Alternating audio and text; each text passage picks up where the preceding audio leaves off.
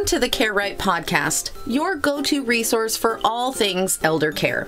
Guiding us through this journey is Annalee Kruger, the founder of Care Right Incorporated, and she has been steadfastly supporting families across the United States.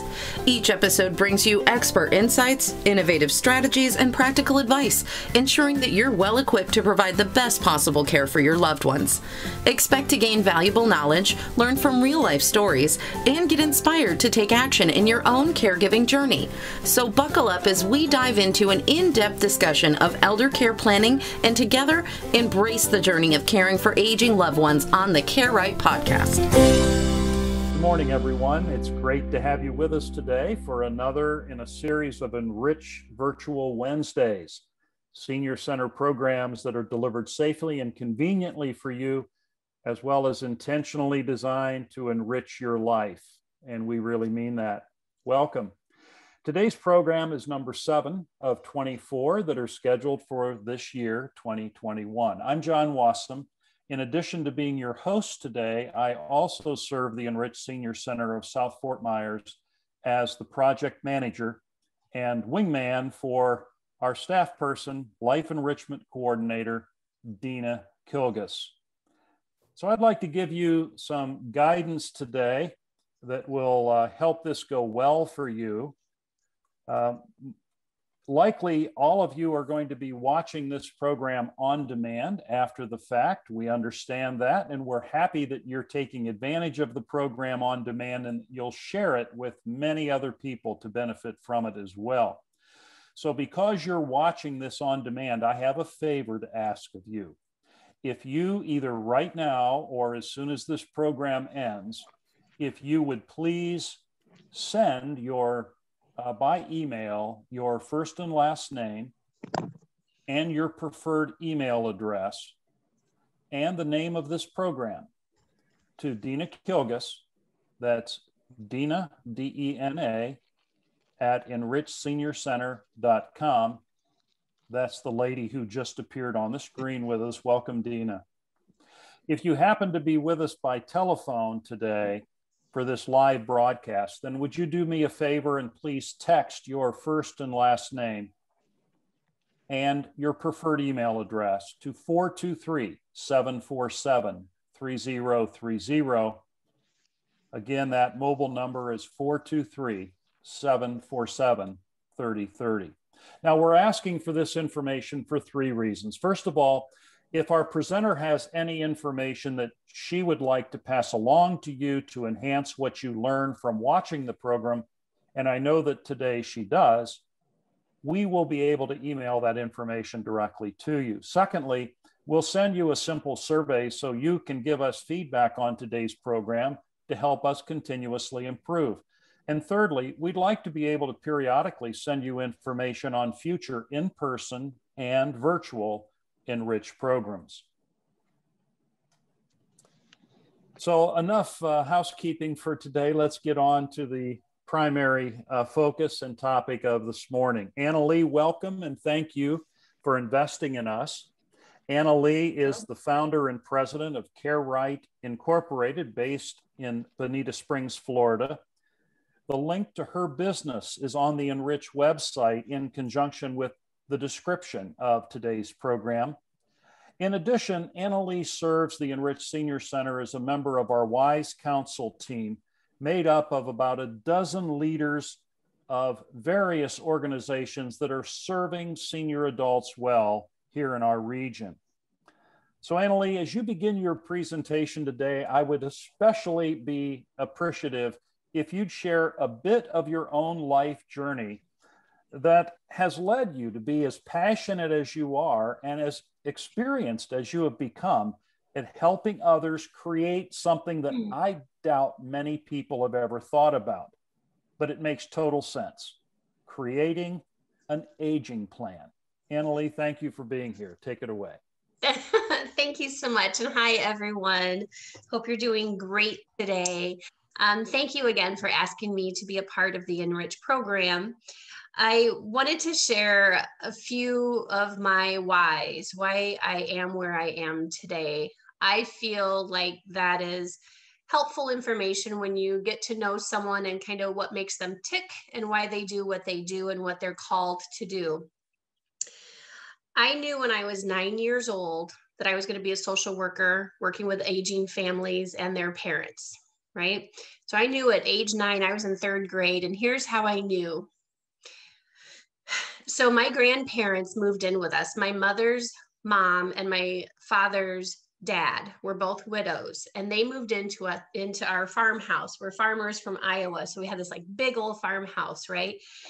So my grandparents, because they were both widows and starting to fail, this was back in the 70s and early 80s, and we were able to keep them at home with us by taking care of them, meaning we were able to keep them out of the nursing homes, which is where they would have gone because we didn't have assisted living centers back then. We were their assisted living. So when I was 9, when I was in 3rd grade, my oldest sister actually either ran away or got abducted in college. And my parents had already committed to taking care of my grandparents.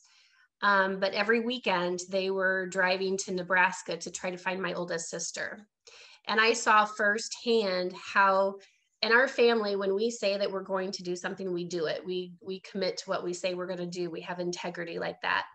And so it was very difficult to still be able to continue that promise of taking care of grandmother and taking care of my grandfather while we're every weekend, mom and dad are trying to go to Nebraska to find my sister.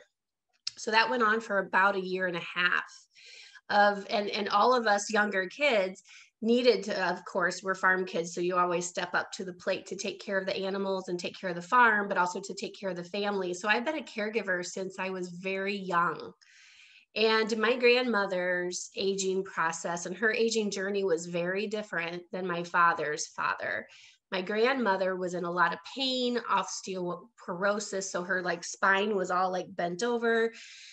She had depression because she was in so much pain. Back then, we didn't have pain clinics like we do now. And also back then, seniors were too afraid to take pain pills because they didn't want to get addicted, right? It was like a big thing back then. So anyway, and my grandfather, my dad's dad, he was like really fun and young and vibrant. He just needed some supervision because of his eyes. So he would ride horses with us. He would plow. He'd jump up in the combine with us. And he was like our little farm buddy. So it's like a very different experience. His aging journey was very different. So I knew when I was 9, God called me to be a social worker, and I never veered from that path since then. And so fast forward, obviously I have a calling to work with elderly people. I got my social work degree and I started working as a social worker in long-term care centers right out of college.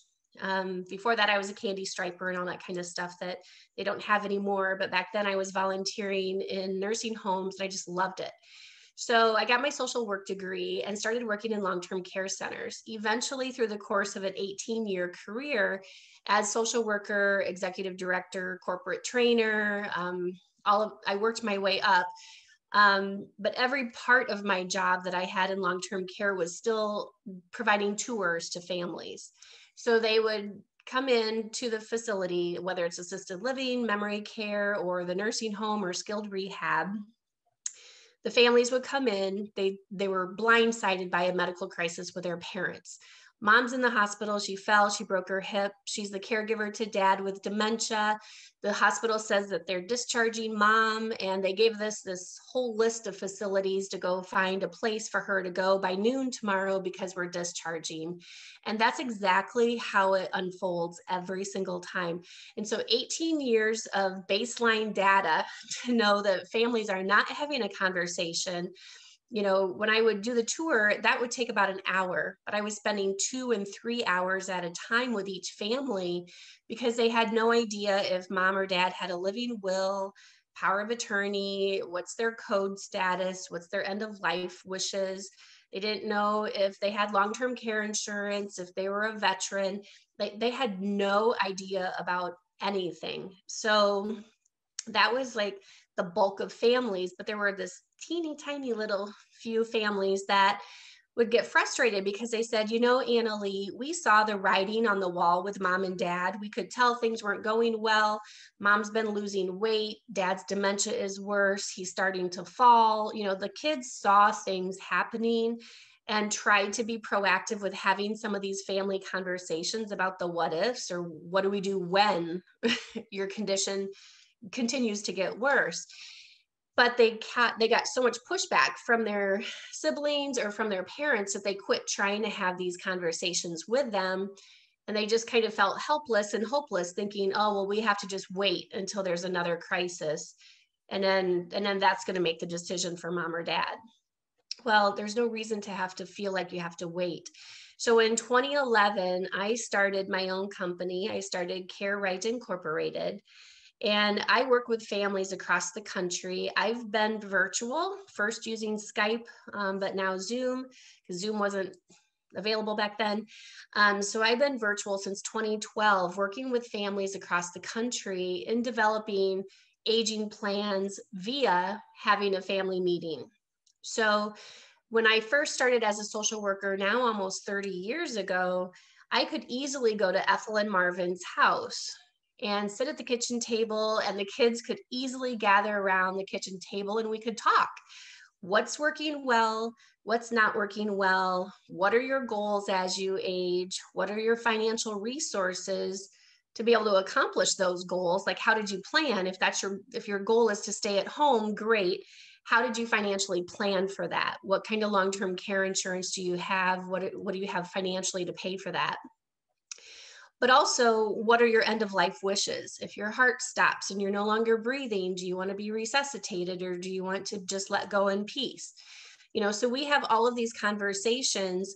And what's the plan if you're not able to stay at home and you want to stay at home, but we also know that assisted living centers are full of people who also wanted to stay at home. So back then I was able to have all those types of family meetings and develop the aging plan in person with the kids around the kitchen table. But as most of us know, families aren't like that anymore. And when families started moving away from each other, it's sad, but if they didn't invest the time, the effort, the energy, and the resources in maintaining relationships with each other, then their relationships start to drift away. And when mom and dad have a medical crisis, then the siblings have to get reacquainted as siblings and say, okay, now what do we do with mom and dad? Unfortunately, again, because company culture is what it is, you know, a lot of these family members might only have 2 or 4 weeks of vacation, and that's not enough time to be able to dedicate to go and see mom and dad if they have to take a flight. A lot of my daughters that call me, they're tending to up to 6 aging loved ones, their parents, their step parents, their in-laws who they may or may not have liked in the first place. Right. And then, you know, a lot of us have that, you know, stray aunt or uncle that either outlived their kids or they never got married. And they're like, hey, you know, Annalee does such a great job taking care of all these other elderly people. Let's just throw Aunt Mary on her plate too. And I'm like, whoa, this isn't Thanksgiving. There's not always room for one more. And why is that? Because caregiving to aging loved ones, even one person, the average caregiver spends 22.4 hours a week out of their own time, taking off work to become a family caregiver. We know that 58% of families end up thrust in the role of caregiving without ever having a family meeting. We know that 48% of adult children are paying for their aging loved one's care in some way, whether they're paying the home care, they're paying the cell phone bill, the lifeline bill, electric, you know, they're paying out of their own pocket to be able to help support their aging parents. So these are all the reasons why I built my business, to help families really understand and explore what their options are based on what their resources are. So without further ado, because I can talk all day long about this type of stuff, but let me pull up my PowerPoint so that we stay on track there. All right, I'm going to share my screen, so just give me 1 second and let's pray that this works like it just did minutes ago.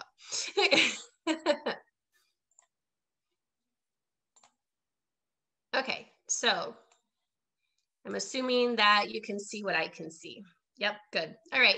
So we're going to talk about, so that now that you have my history, oh, and there's one more thing. Jeez. Well, when you're almost 50, you have a lot of life experience.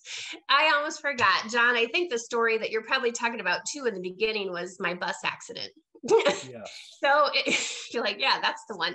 I didn't know about all this other stuff. So I built Care Right in 2011 to help families across the country develop an aging plan. In 2012, and I'm also an international speaker on aging issues and crisis management and dementia and how to communicate better with your loved ones who have memory impairment. So I had just returned from Shenzhen and Beijing, China, made it through this third world country relatively unscathed on my own. Do not drink the water there, just a heads up. And so then 4 days later, I come back to the States. I'm in Chicago for a couple of days on a speaking tour. Then I'm in Sheboygan, Wisconsin. And this is 4 days after my 40th birthday. So I'm walking across the street. I was walking with a little 82-year-old gentleman named John, who was telling me about his health issues. And so we're talking as we're walking across the street. So we're pedestrians in the crosswalk. All of a sudden he yells, "Watch out." And the next thing I know, I'm getting up off the street and I'm like, what the heck? What happened here?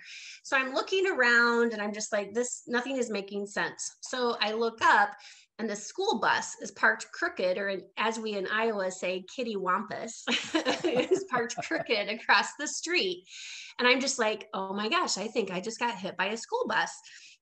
And so then, of course, because this is over the noon hour in Sheboygan, all these people, like literally 15 people, run out of the stores and out of the diners and all that kind of stuff, because we still have diners in Wisconsin. So all these people are running out and they're like, oh my gosh, you just got hit by a school bus and you flew 15 feet. And I'm like, oh, that explains a lot.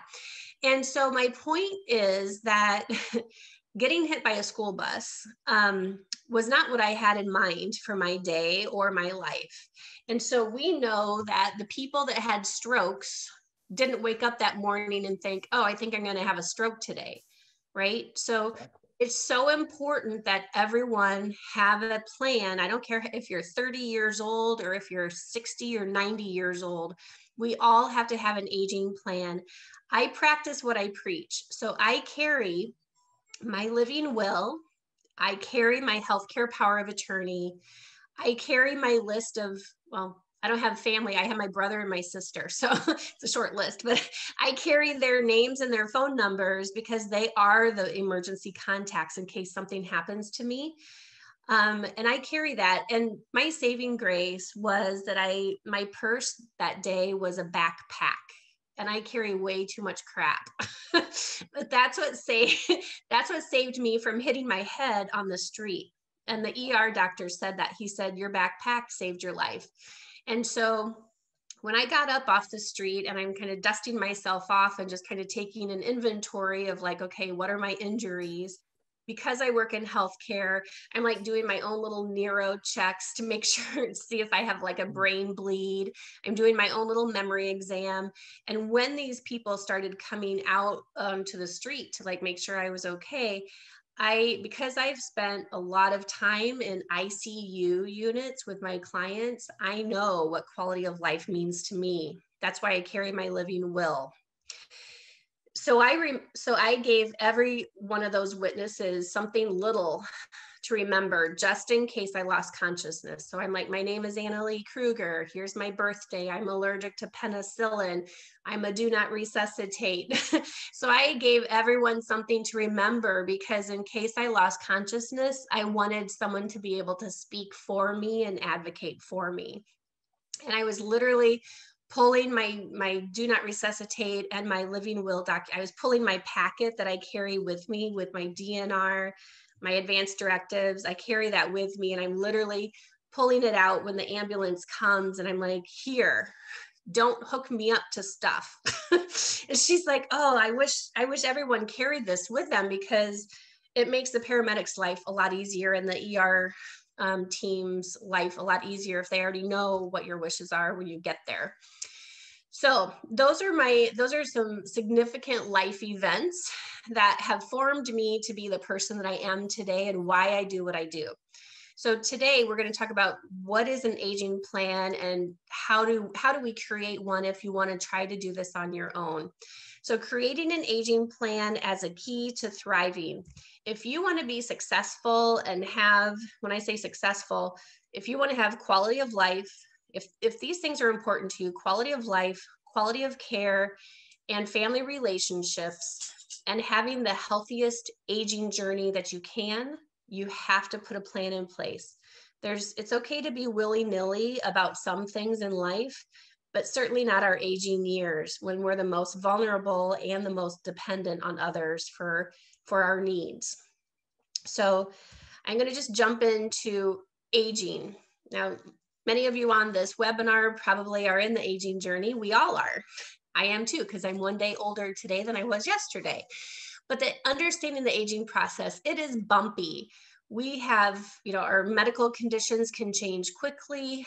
We have medical crises, a fall. You didn't wake up this morning and think I'm going to have a fall today and hit my head on my nightstand. But guess what?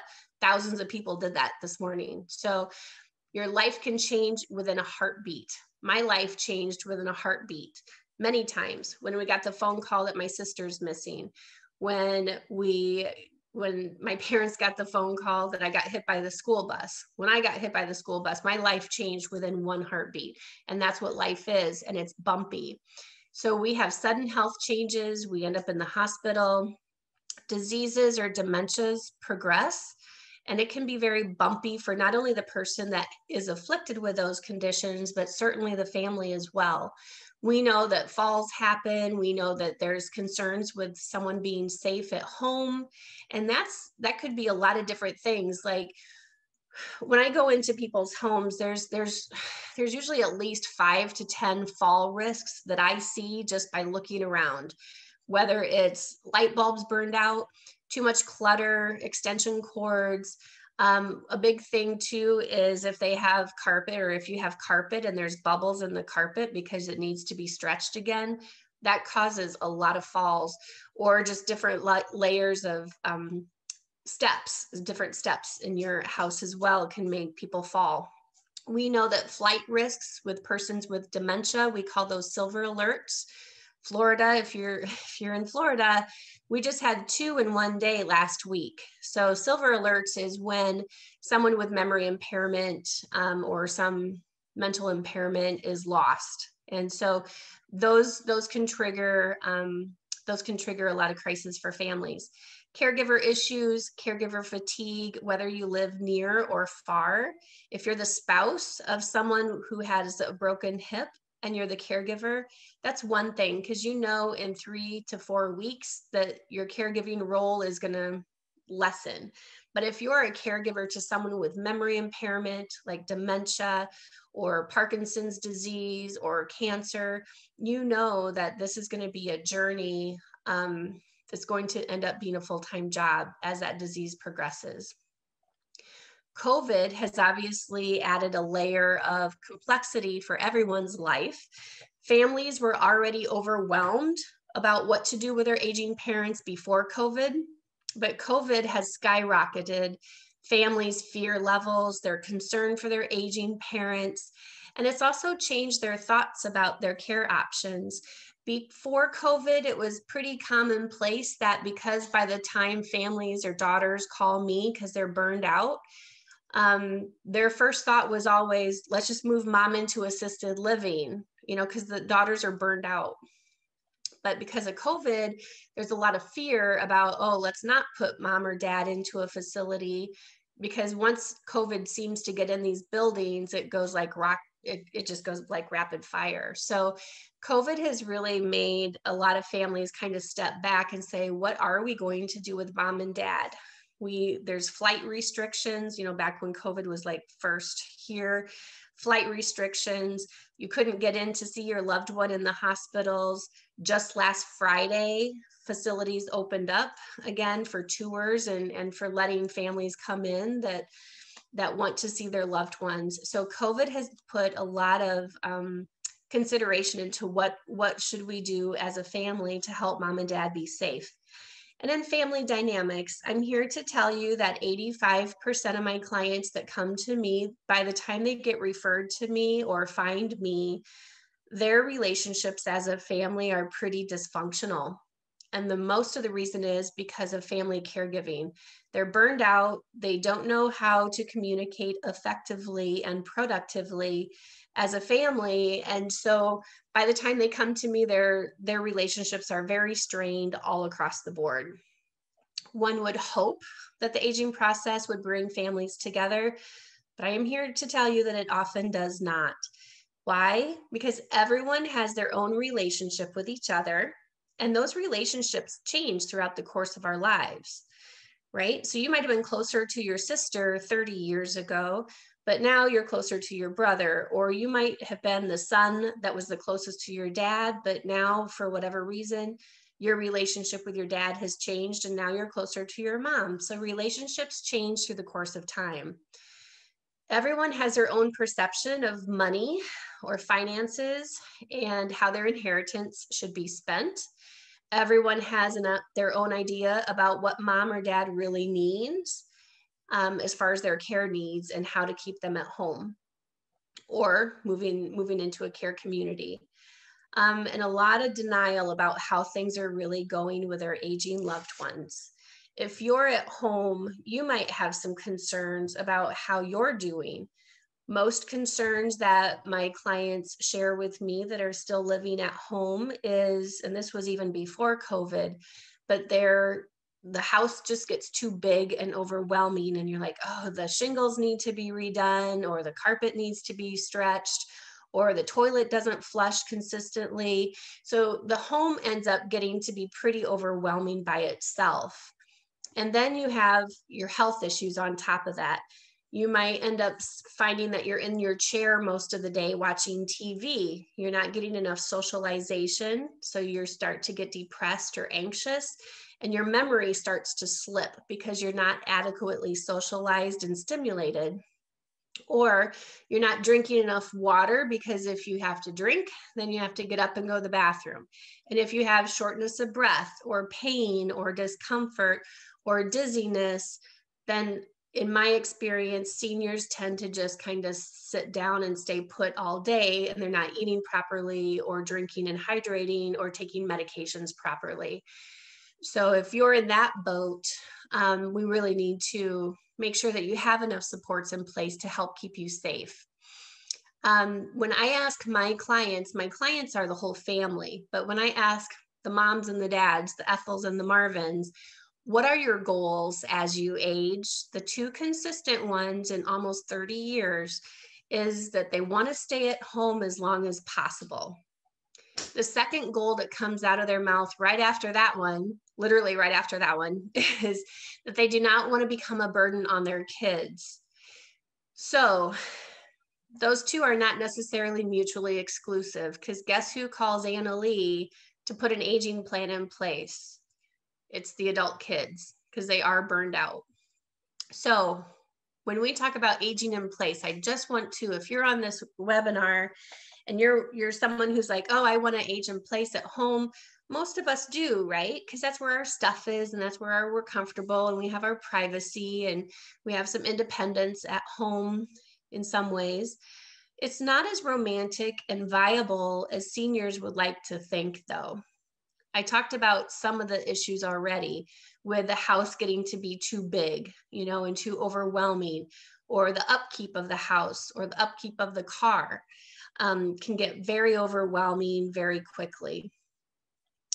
Home care issues. It is very difficult to find quality and properly trained caregivers who have critical thinking skills. And there's no actual oversight from management, because they can't. They send the caregivers out to the house and just kind of hope for the best. They have people that will come out once a month or call you to make sure that you're doing all right or that you like the caregiver. But in a facility, like in a healthcare center, there's a floor nurse that like supervises and can see what's going on. But in a home care situation, it's you and your companion. So home care companies do strive very much to that your companion is a good fit for you. But again, it's just the way that it's set up. There's not going to be a supervisor that's making sure that they're doing the right thing for you. There's issues with no-shows or people who call in for their shift. And a lot of them are on their cell phones, and there's language barriers. So these are the complaints that I get from my clients who have decided that they want to stay at home. They feel like they have to train the caregivers, or if you're the spouse and you bring the caregiver or the companion in so that you can get a break,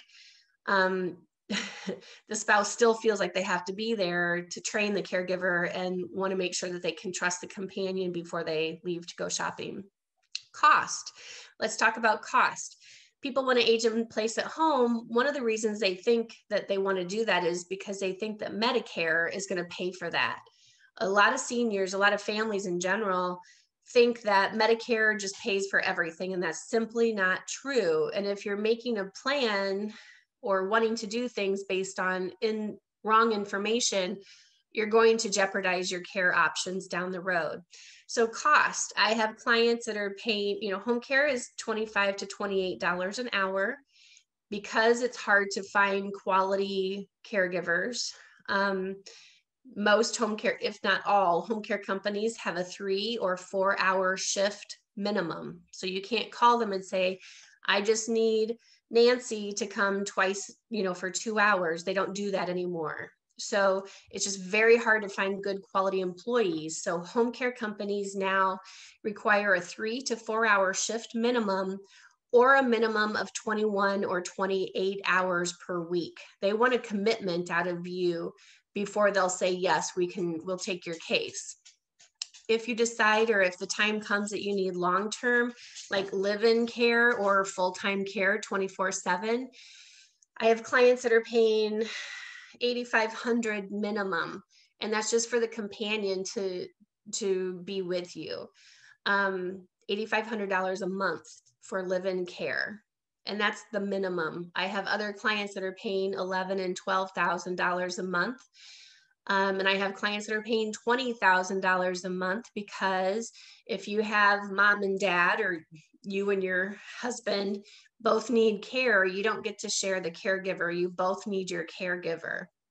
Or if you're like my dad, he's 6'4", 230 pounds, one caregiver. These caregivers are pretty small in nature. Usually they're not football players. So if my dad wanted to stay at home and he wasn't able to get around and transfer very well by himself, the home care company would say, yeah, we can keep your dad at home.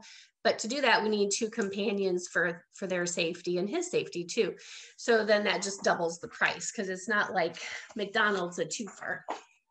Okay, so lack of mobility, socialization, and mental engagement, TV becomes your activity. And that's one of the things that we're trying to prevent with our programming to you, is bringing the outside world to you, especially during COVID when you can't get out very much. And so that's one of the things we're trying to do for you, is bring the outside world and activities and socialization and intellectual stimulation to you. But when you're aging at home, it's very easy to just keep the TV as your socialization, and that's not adequate. Loneliness, depression, and anxiety start to set in if you don't have enough supports and oversight to prevent things from happening. If you're a recent widow, in my experience, the remaining spouse may not want to be at home anymore. Maybe dad always took care of the bills and mom took care of the washing and the laundry and, housekeeping. And these spouses sometimes they weren't like cross-trained each other. So I've got husbands that they've never touched the dishwasher. They've never touched the washing machine. They have no idea how to run any of it. I have surviving spouses or surviving wives that haven't written a check out for 65 years, and they have no idea how to do bill pay. So these are really big considerations that a lot of people fail to think about. And now we have COVID issues, so aging in place. A lot of my clients, were torn because they're like, well, we don't want to bring home care in because then they might contaminate us. Well, and with home care, a lot of the staff were concerned about you contaminating them and their family. So COVID has definitely put a huge wrinkle into what people would normally consider doing to age in place at home. So caregiver crisis. Caregivers are leaving the workforce in droves to become caregivers. And when I'm saying caregiver, I'm talking about your adult children. Your sons and your daughters are leaving the workforce in droves because they feel like they have to be a caregiver to their aging parents. Caregivers are financing their loved ones' care. I already talked about this at the top of the webinar just a little bit. I'm just going to go through a couple of these. In 2018, Genworth did a study. There's starting to be more and more studies coming out now. It's kind of like the world woke up and was like, oh, we have an aging crisis out here. And they're like, no kidding. We've been talking about this for almost 30 years. So Genworth did a study. 46% of family caregivers had to work fewer hours. So what that means is when you have doctor's appointments and you can't go to those by yourself, if you don't have a companion or a professional advocate, like what I do with my company, then that means someone needs to go with you. And so if that means it's an adult child, 46% of those family caregivers had to work fewer hours. If you have doctor's appointments, they're not at work, right? So 30% of family caregivers missed career opportunities. 63% of family caregivers are paying for their loved ones' care out of their own funds. 42% of family caregivers, these are sons and daughters, reduce their own contributions to their savings and retirement account because they're losing hours at work, they're not taking the job promotion, and they're helping fund their elderly loved ones' care or lifestyle. I talked about this already. 58% of adult children find themselves thrust into the role of caregiving without ever having a family meeting or discussion. And then we wonder why resentment starts to settle in because they're uprooting their lives to help their parents. And in most of these cases, the adult children are your assisted living. So you're staying at home because your adult children are helping you provide for that. Why Alzheimer's and dementia matter. You can get more information off of the alzheimer's.als.org website, but more than 5 million Americans are living with Alzheimer's or dementia. By 2050, they're projecting nearly 14 million people will be affected by the disease. In 2020, healthcare costs to the nation were $305 billion. By 2050, they're projecting 1.1 trillion costs to the nation. 16 million Americans provide unpaid care. That's, again, where there's a problem with adult children not taking their job promotions or quitting their jobs or taking early retirement to become a caregiver to their aging parents. And there's over 16 million Americans, adult children, that are doing that, or spouses that are doing that. Caregivers provided an estimated 18.6 billion hours of care, valued at nearly $244 billion. And caregiving to a person with dementia will be 24/7 as the disease progresses. The emotional, physical, and financial aspects of caregiving can get very overwhelming very quickly. One thing that when families tell me, well, if dad's dementia progresses, that tells me that they don't understand the disease at all. So that's why most of my clients, I do dementia training and dementia coaching so that they actually understand what their loved one has. Hospital discharges, let's talk about that. Aging 2.0 did a study. That's an amazing website, by the way, the aging website. 48% of seniors that were discharged from hospitals do not follow through with their discharge instructions. Why? Because you're still recovering, you're tired, you're weak, you have mobility issues, it's hard to get around. If you just had leg surgery, it's hard to get around. You might have transportation issues. We know that in our area, there's a lack of enough or adequate transportation. Multiple follow-up appointments can get confusing and overwhelming. Medication changes can be confusing. You might not have enough support in place to make sure that the care needs are addressed and followed through. And again, a lot of family denial. A lot of adult children think that their parents are more able to handle their affairs than they really are. And especially after you come out of the hospital, you're just not up to par yet. So even if you could manage all of this relatively well before the hospitalization, we know that seniors are at risk, especially after a hospitalization. So think about, what conversations have you had with your family about the what ifs? What are your goals as you age? This is the aging plan. This is the meat of the aging plan. What are your goals as you age? Really stop and think about that. Who will provide your care? Are you expecting your adult children to provide your care? Usually the answer is no, but guess who steps in to come to the rescue when there's a health issue? It's your adult kids. How will your care be paid? Do you have the $10,000 a month in your resources to be able to pay for live-in care if that's what you need?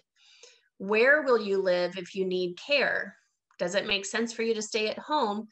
Or does it make sense to maybe look at different types of levels of care? And does that make sense to stay here in the Florida area or relocate up to where your kids can actually oversee your care? What conversations have you had with your family or adult kids about aging and the what ifs?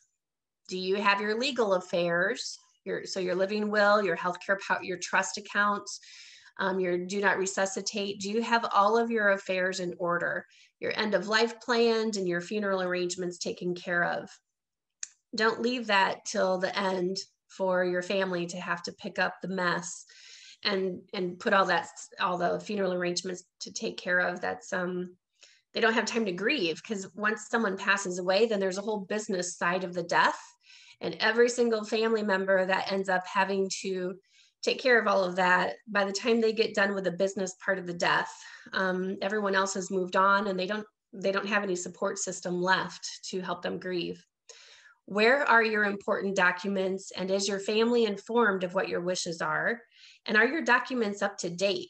So if your spouse has dementia and they are listed as your decision maker, as your power of attorney, you really want to look at that to see if they're still able to make your decisions in the event that you're not able to make your own.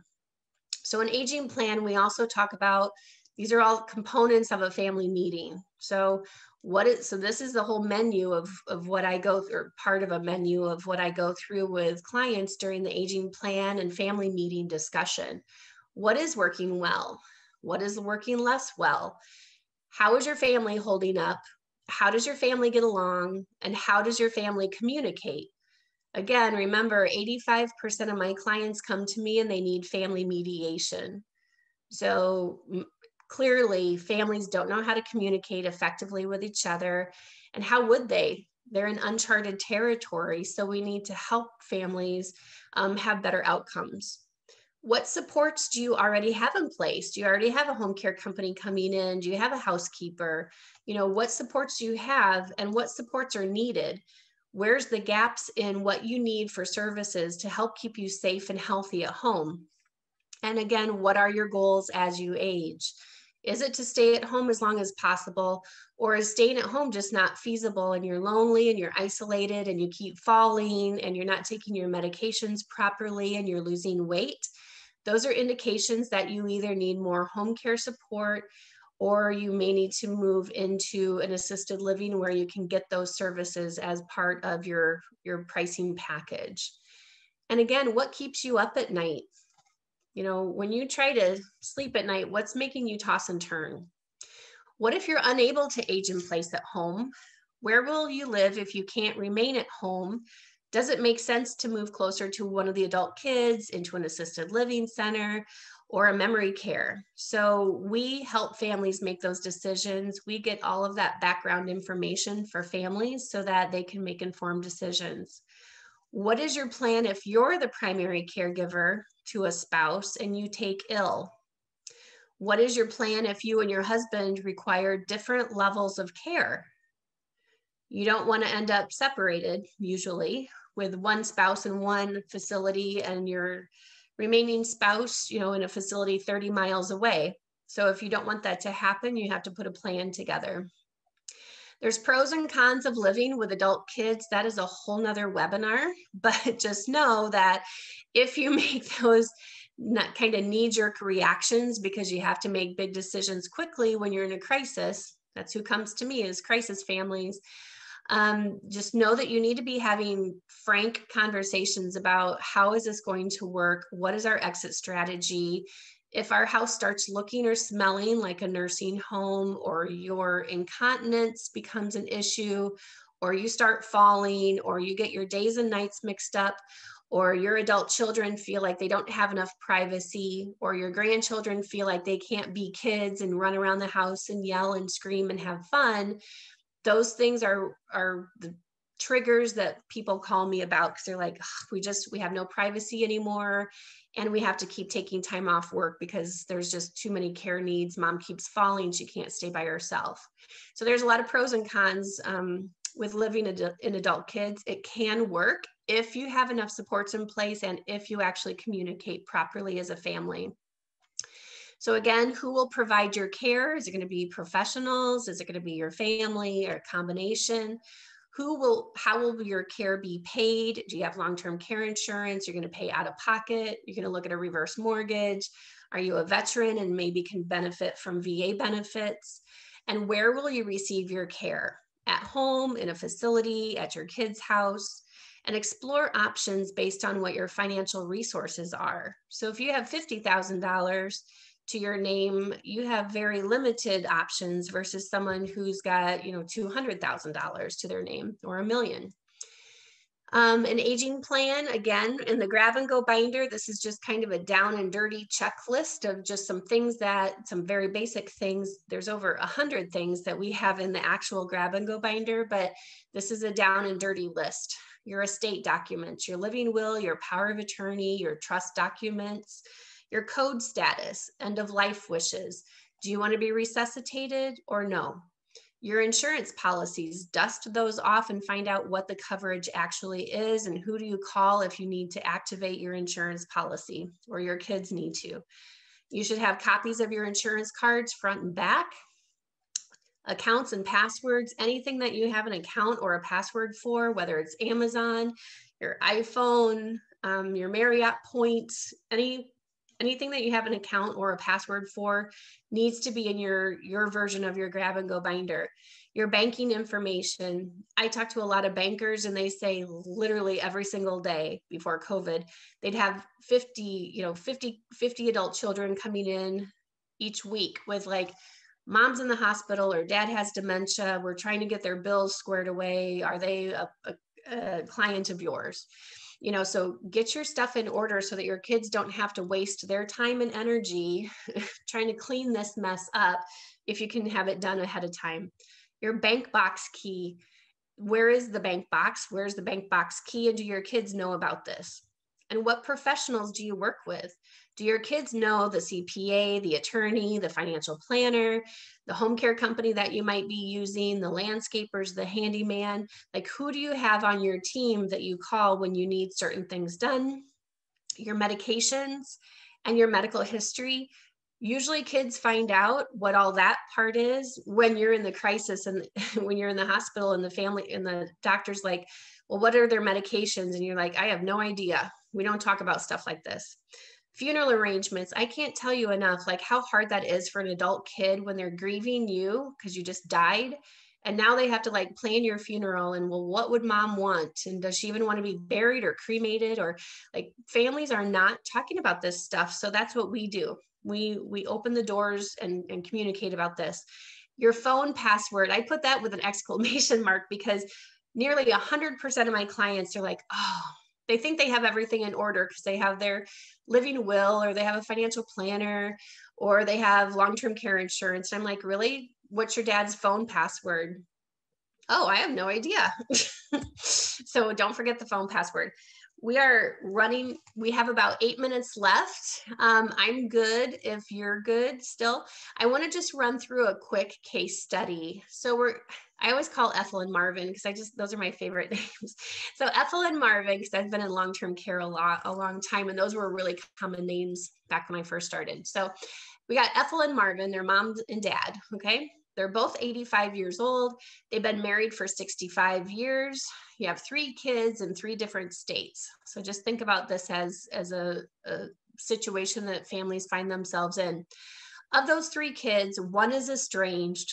They don't have any relationship or communication with each other. One is the caregiver. One of your kids is the caregiver to your husband, to her husband, who had a major stroke. Daughter Sally lives a flight away and flies down multiple times a year due to medical issues with her parents. All travel expenses are paid from her own account. Her husband and her employer are losing patience with her time away. She has no vacation days left. This is a typical family that comes to me. Ethel has breast cancer and is a caregiver to Marvin, who has mid-stage dementia, which means, because a lot of families don't know what that means he's wandering, he's not sleeping at night, he's getting aggressive, so combative and paranoid. She is supposed to have surgery, but she keeps putting it off because she is his primary caregiver. How would you handle this family situation? Who would you bring on the care team? And what if this was your family? So if this is your family structure, how are you managing this so that when that crisis happens, it doesn't become incredibly overwhelming for everybody if we have some of the stuff at least talked about already? How to make a legitimate referral. I know that most of the people on this webinar are probably people that are living at home, but again, I just can't stress enough about how an aging plan is critical. We have to incorporate professionals and specialists into the lives of our seniors so that they can have the best possible outcomes. Clients who work with professionals who use a collaborative approach have much better outcomes because it takes a team. Just like it takes a village to raise a child, it takes a team to have an aging loved one and have them have a safe outcome. All right. So today, hopefully your insightful learnings were the importance of having conversations with your adult kids about how things are really going for you at home. Honey, I think, you think I'm falling once a week. I'm actually falling every day. I've lost 10 pounds. Home life is getting hard for me. I need more help and I need more care. There's no shame in saying I need help. It's okay to humble yourself and ask for help from your kids or from the church. If you don't have a family that you can trust or your family dynamics are a little dicey, reach out to any of us at the church or friends or family that you do have a relationship with, and we will make sure that you have enough supports in place. But one of the takeaways is really looking at your life. How is it going for you at home? What keeps you up at night? And what do you need to have the most safest home environment possible so that you're getting enough to eat, you're getting to your doctor's appointments, you're getting your medications, and that you feel like you have the best quality of life that you possibly can have. So those are very basic pieces of the aging plan. Everyone needs to have an aging plan because it's just a matter of time before a fall happens or a stroke or a medical crisis, and your kids are going to be left in the dark with what are your wishes and where are documents that they need to have to produce to the hospital. So we really want to open the doors of conversation to ease the discomfort of talking about these topics that most families truly don't want to talk about. And it's hard to have your own family meeting because you don't have enough information to really know how to have a family meeting in the first place. If you think Medicare is going to pay for everything, then it's impossible for you to put your own aging plan in place because you're not making informed decisions. So my contact information is here. We've already got the website also posted as well. So if you have further questions, feel free to reach out. We're all available for you because we care about you. Annalee Kruger, this was a phenomenal gift that you have given, not just to our senior adults, but to all of us who are or will be caring for them in ways that are tangible. Thank you so much For all of you that will be watching this program in the days and weeks ahead, we're certainly grateful to you for your participation. And we hope that you'll attend future events and that you will also invite your friends, family, and neighbors to do so as well, whether they live in Southwest Florida or on the other side of the earth, because all of our virtual programs are currently available without any cost, without any formal required registration. They're available on the second and fourth Wednesdays of each month from 11 to 12 noon Eastern Time throughout all of 2021. Our programs are also available on demand, as you have realized, by going to our website and clicking on events, then click on the On Demand tab, where you can access programs all the way back to August of 2020 and as far into the future as we are able. Prudently and safely, we are beginning to offer select in-person programs at our location at the Peace Lutheran Church, 15840 McGregor Boulevard in Fort Myers. That's 33908. Now, our upcoming next virtual Wednesday program will be 2 weeks from today on April 28th. We're going to have as our guest Dr. Joseph Magnet of Vein Specialists in Fort Myers. Dr. Magnet is going to do a presentation on Find Relief and Love Your Legs Again. And I think you might enjoy his even as much as you've enjoyed Annalee today. Dr. Magnet is a wonderful individual, very capable physician, and is helping hundreds of people every month here in Southwest Florida. Again, that is Wednesday, April 28th at 11 a.m. Eastern Time, a 1-hour program. Well, again, thank you for your participation today. Be sure to sign up for our email distribution list. You can do that on our enrichseniorcenter.com website. That way we can keep you informed and provide you with our monthly newsletter that Dina develops and sends to all of us. Annalee, your presentation was so practical, so helpful, but it was also motivational. I thought I had my act together, but I have a new list to improve my readiness for the future, unless you'd like to adopt me as your father, in which case I'd be happy to go ahead with that. So everyone, be safe, be well, and we hope to see you at our next virtual Wednesday program in 2 weeks, but we have in-person programs and other video programs available in the meantime. So always visit the enrichseniorcenter.com website and keep up with the growing number of programs we're trying our best to deliver to enrich your life. Have a good day, and God be with you all. Thank you for tuning into the Care Right podcast. We hope today's discussion has provided you with valuable insights. If so, don't forget to like, subscribe, and share our podcast with others who might find it helpful. Remember, Care Right is more than just a podcast. It's a community dedicated to supporting family caregivers with comprehensive care planning, crisis management, and resources for every stage of aging. Stay connected with us for future episodes as we continue to explore essential topics in aging planning, elder care, and financial planning. Until next time, take care, plan wisely, and remember, you're not alone in your caregiving journey.